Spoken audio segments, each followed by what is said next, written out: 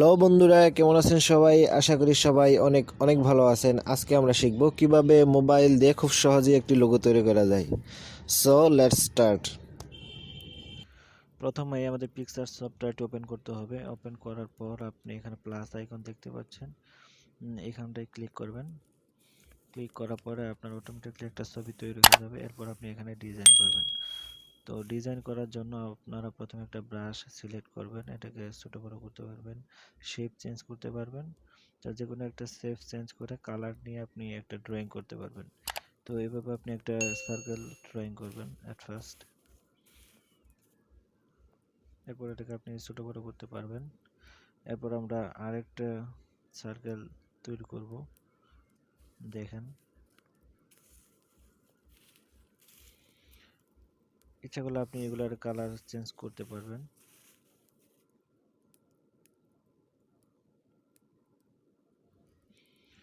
এরপর আমরা আরেকটা রেক্টেঙ্গল নিব।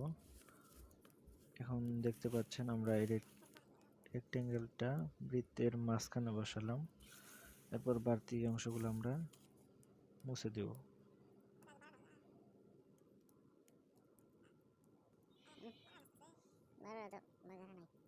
দেখেন, আমরা কিন্তু ব্যাকগ্রাউন্ডটা চেঞ্জ করে নিলাম। আগে ব্যাকগ্রাউন্ডে একটা হোয়াইট কালার ব্যাকগ্রাউন্ড ছিল, বর্তমানে আমাদের ব্যাকগ্রাউন্ডটা ট্রান্সপারেন্ট, মানে কোনো ব্যাকগ্রাউন্ড নেই। আমি এটা ট্রান্সপারেন্ট করে দিছি, আপনারা ট্রান্সপারেন্ট করে দিবেন।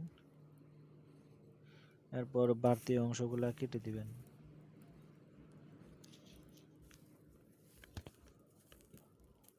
তো আশা করি সবাই বুঝতে পারছেন। এবার আমার প্রয়োজন অনুসারে আমি মাঝখানের অংশগুলা মুছে দিচ্ছি। আপনি ইচ্ছা করলে আপনার মন মতো ডিজাইন করতে পারবেন, আপনি ইচ্ছা মতো লোগো তৈরি করতে পারবেন। তো আমি দেখাচ্ছি যে কিভাবে আমি আমার লোগোটা তৈরি করেছি।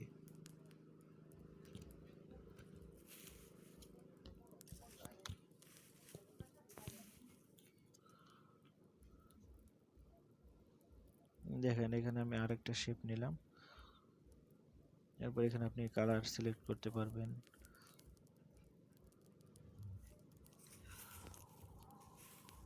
তো এরপর আপনাদের পছন্দ মতো শেপ ডিজাইন করবেন। আমি বাড়তি অংশগুলো কেটে দিচ্ছি।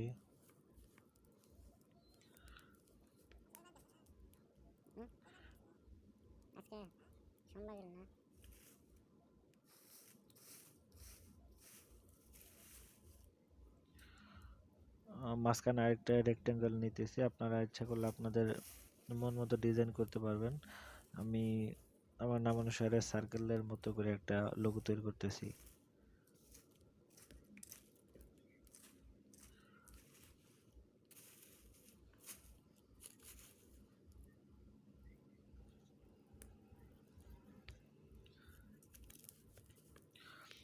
এরপর সার্কেলের মাঝখান দিয়ে কালার দেওয়ার জন্য আমরা একটা শেপ সিলেক্ট করে আপনি চতুর্পাশ দিয়ে এরকম করে দিবেন।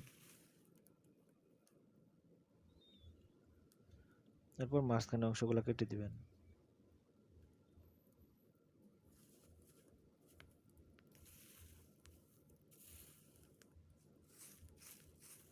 এবং বাড়তি অংশগুলো আপনারা ইরেজার দিয়ে মুছে দিবেন।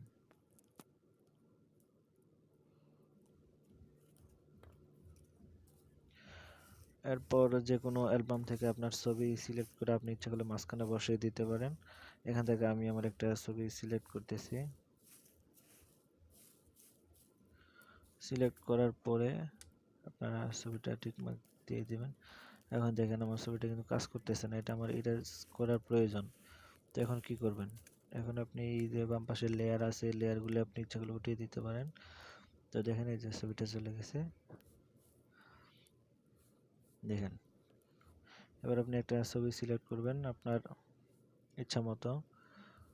এরপর ছবিটাকে আপনি আপনার প্রয়োজন মতো শেপ নিয়ে মাঝখানে বসিয়ে দিবেন।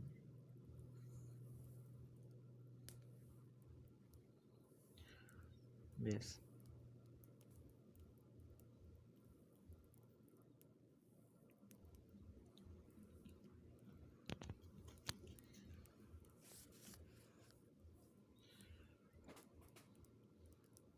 এই তো।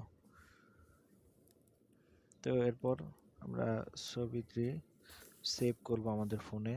তো এই জন্য সেভ অপশনে ক্লিক করে সেভ করে নেবেন। এরপর আমরা যদি ছবিটি দেখি তাহলে দেখেন কেমন দেখায়, আমাদের লোগোটা কীরকম হলো। তো চলেন দেখি।